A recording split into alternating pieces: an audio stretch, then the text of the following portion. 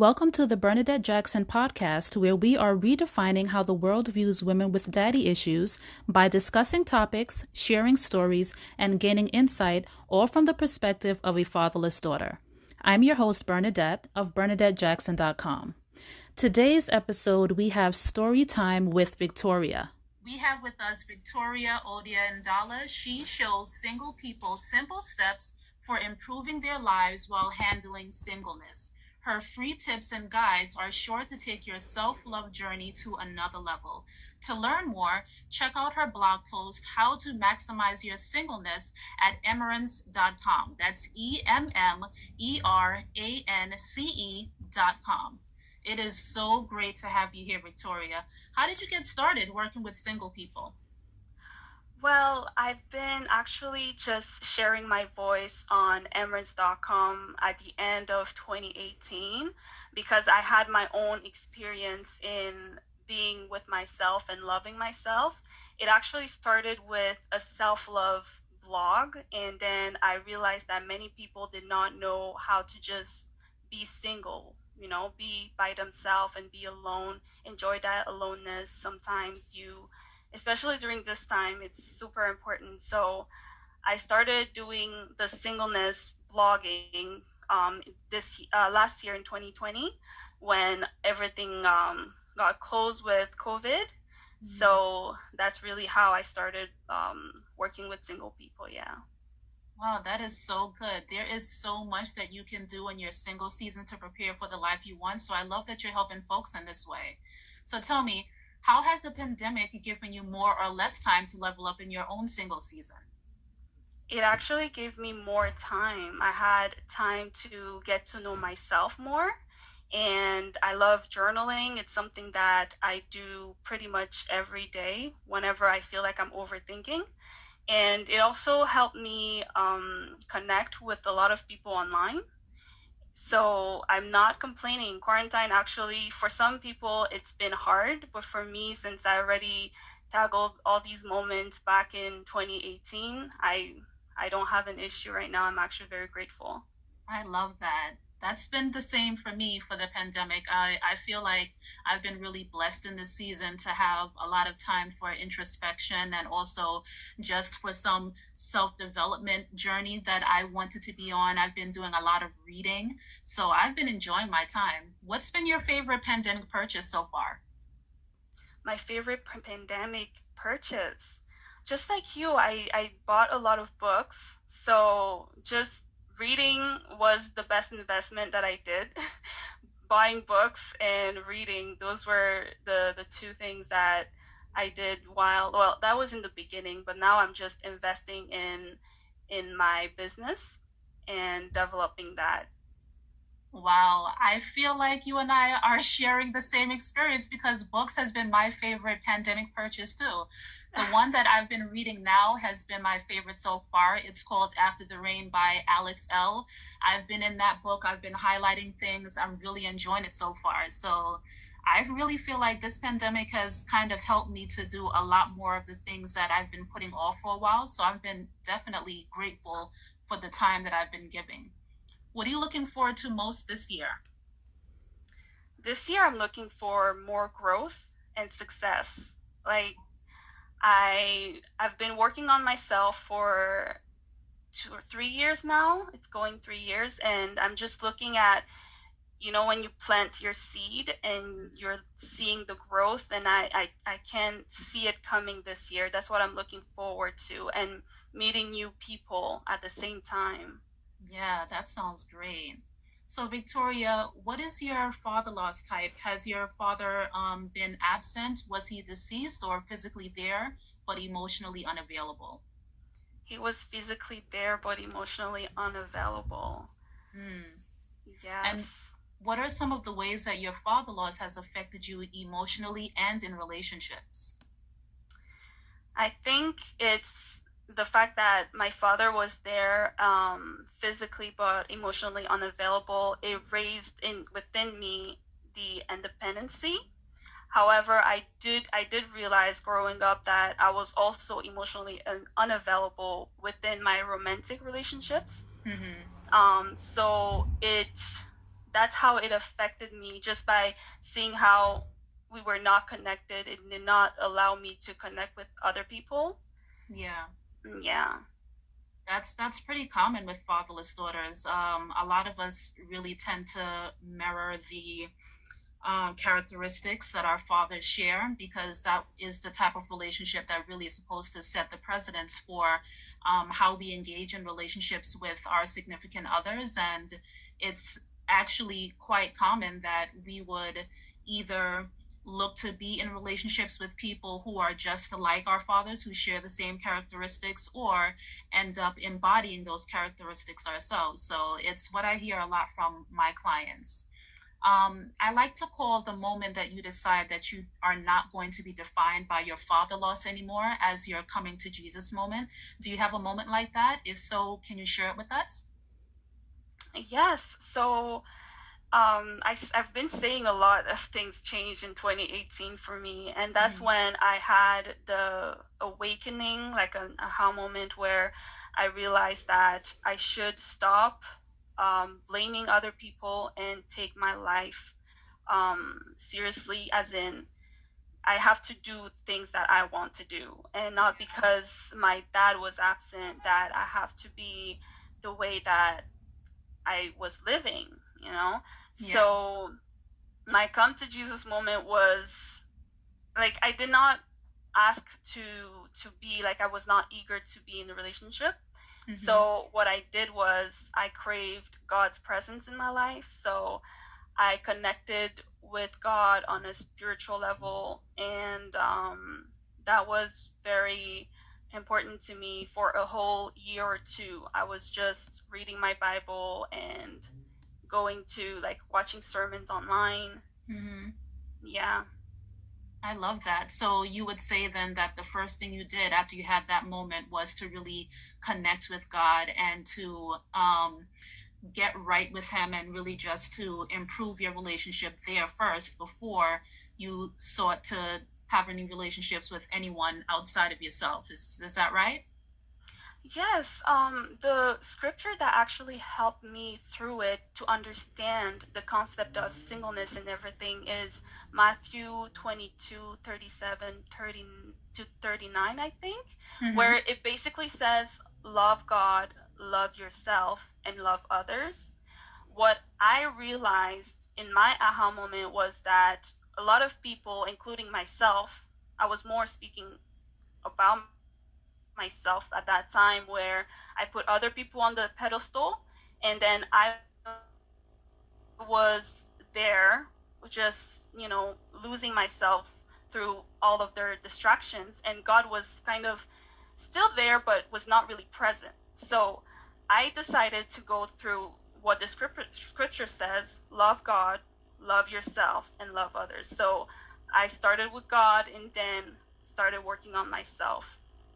I love that. And I think that a lot of us really get that scripture confused, because we talk about, in the Bible that it says to love your neighbor as you love yourself. But people don't realize that if you don't love yourself first, if you don't really understand what self-love looks like for you, that you're unable to share that love with other people, or even extend it to other people that you come in contact with. So I love that you really were able to understand that God was trying to tell you that this was a season for you to learn how to love yourself more, because in doing that, then you're going to be able to open yourself up to the type of love that you want in relationships.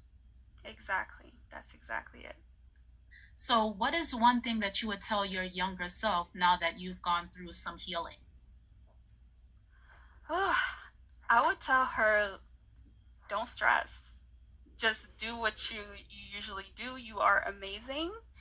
And even though you grew up very independently, even though you were in a big family, but most of the time you felt very alone, that you're right at the right spot at the right time. God created you the way you were for a purpose, and to keep smiling, to keep being yourself. I love that. Yeah, that sounds amazing.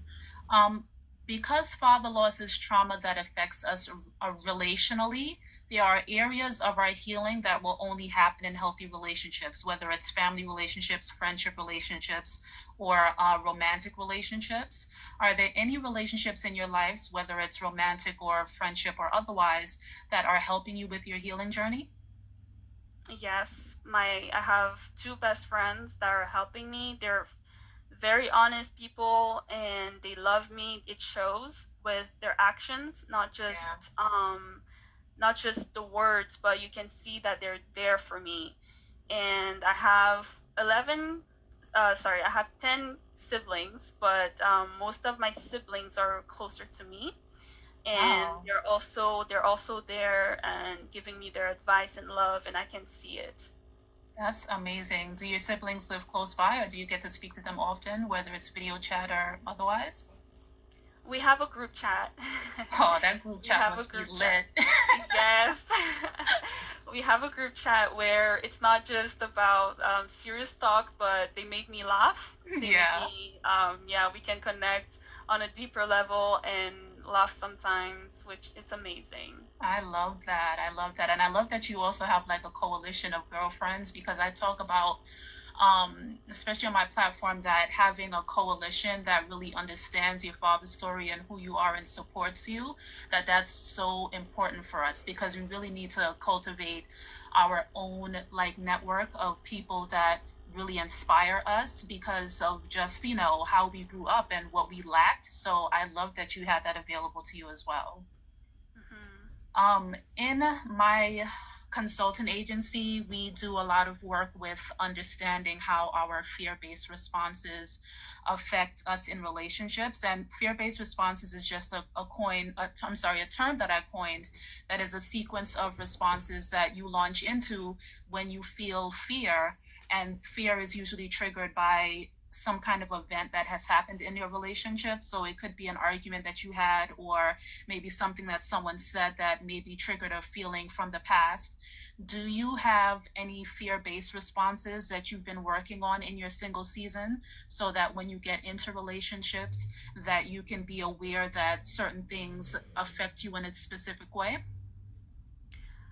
Yeah, I've been working on my emotional intelligence Mm. because one thing that I used to do was as soon as someone triggers something, I would leave. I would Mm. just give up and say, you know what, we're breaking up, bye. Yeah. But I realized that afterwards, it was just an emotion. It was Mm-hmm. just something that I was trying to avoid. I was avoiding to get hurt further and not Right. really resolving the issues at hand. So I'm tackling like working on that emotional intelligence while I'm single. Yes. Yeah, I really love that. That is actually one of the fatherless daughter trigger points that I've spoken about in my podcast before.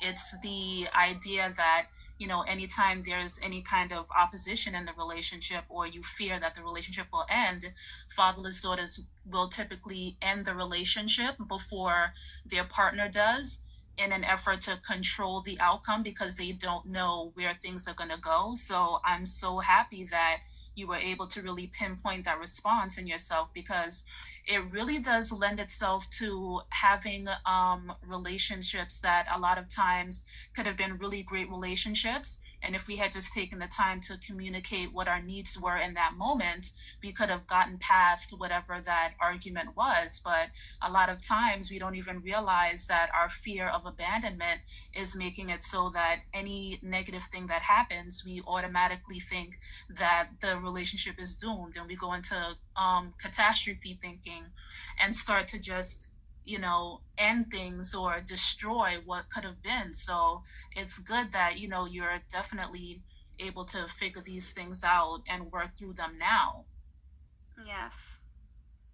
So how would you say your lived experience has influenced what you do now in terms of your line of work, or if you're a parent, or in any other way that you'd like to share? Right now I'm working on being a self-empowerment coach, and it's all about what I went through in life. It was not just based on my relationship with my father. It was also the relationship that I've seen in my life. Like I said, I have many siblings, so I did see a lot of things. So it's the way that I'm doing things today is to empower people to be more confident, to have more self-love, to love themselves first and put themselves first, no matter what. Even if you're a mom, even if you're in a relationship, single, like even when, like, a lot of people that are single, they stay single and then they look for relationships. They are chasing that, while the number one relationship that you should be chasing is yourself. So my experience really affected that side, that part of my life, and I feel like a lot of people are also struggling with that, and that's why I'm doing what I do today. That is amazing. That is really amazing. I could see that what you are looking to do is going to be so influential in so many lives, because there are so many of us who really don't understand maybe practical tips on how to love ourselves more so that we can then extend that love in the relationships that we want. So I'm really looking forward to seeing how everything plays out with you, because you are really doing some great work here. Thank you. You're welcome. At the end of my interviews, I like to do something called Bernadette's Quick Five, and it is a 5-minute segment where where you answer 5 questions, and you have 5 seconds or less to think of your response. There are no wrong answers, so you can just tell me the first thing that comes to your mind. Are you ready? Yes. Okay. What's one thing that you think people get wrong about fatherless daughters? I think people generalize the fact that when you're a fatherless daughter, you're going to have like relationship issues where you look for the father in your boyfriend. I don't know if that makes sense, but it's something that, yes, you do have those childhood traumas, but it's not necessarily what the person is looking for. Yes, we need support, but it's really completely false that you are looking for a father within that relationship. It's something. I get it. Yeah. I totally get what you're saying, and I think that that's really a good point. What is one thing that you believe you're better at because you're a fatherless daughter? Independency. I think I'm very independent, and that's something that I treat as a blessing. It's not a curse. It's definitely something that helped me through a lot in my life. I love that. Name one book that you've read that really improved your relationships with others, or in your case, that has helped you level up in your single season. The 4 Agreement. I love that book. Yes. So I think one of them is I don't take anything personally, and that's something that I've been implementing everywhere, because I realized that, and we're all going through something in life. We're looking at other people's grass and say, oh my gosh, it's greener than ours. It's always going to be like that. What we need to focus on is ourselves, and people around us are also judging other people. We're all insecure in some way. So yeah, just don't take anything personal. Yeah, if everyone remembered that, I think that we would all be better off, honestly. Exactly, that's true. What would you like to be known for or remembered for? That's a good question. Remember, there are no wrong answers. Yes, that's true. I want to be remembered as just for my name. I just want people to remember Emerence as the self-empowerment coach that focuses on self-love, self-care, and singleness. Yeah. And that's something that I want to be remembered for. And it doesn't have to be with women. It has to be like anyone. Awesome. And then the last question, fill in the blank. My name is blank, and my fatherlessness does not define me because. My name is Emerence Victoria Odiandala, and my fatherless does not define me because God created me the way He wanted me to be, and God does not make mistakes. So whatever I went through, it was for a purpose, which is who I am today, the self-love blogger, self-empowerment coach, the person that speaks about self-love, basically. Yes, that was a whole word. I love that, Victoria. It was such a pleasure talking to you. Where can people find you? They can find me on Instagram. My Instagram is at @DEmrance. I can spell it, which is THED Emrance EMMERANCE. That is great. This was such a pleasure. I really enjoyed interviewing you. I really felt like we had a lot of mirrored experiences, and I can see that there's going to be quite a few more conversations that you and I can have together. So thank you so much for joining me in this interview. It was really informative. I truly enjoyed it. Thank you, and I enjoyed it also. Thank you. That was Victoria Emrance, and again, her IG handle is THEEMMERANCE. And she is the self-empowerment coach, and she has been working with single people to help them to level up in their single season. I really enjoyed speaking with her, and I really have been enjoying this series in general. We will be doing the Storytime the Storytime series once a month. And so looking for the episodes at the beginning of each month, we are going to be having a different interview with a fatherless daughter where we share how she has gotten past her fatherlessness to really start to live authentically, whether it's in relationship or just leveling up in her singleness. This is our podcast for today. And if you have any questions, please remember that I have a tab on my IG page. It says, "How can I help?" So if there is any questions that you have that you'd like to ask, that you'd like to be answered on a podcast, or just some information that you'd like to have me expound on in the podcast, you can fill out that form, and I will make sure that I will address your question or your comments in a podcast episode or on my IG page. So you can reach me on IG at Bernadette N. Jackson. That's BERNADETTENJACKSON.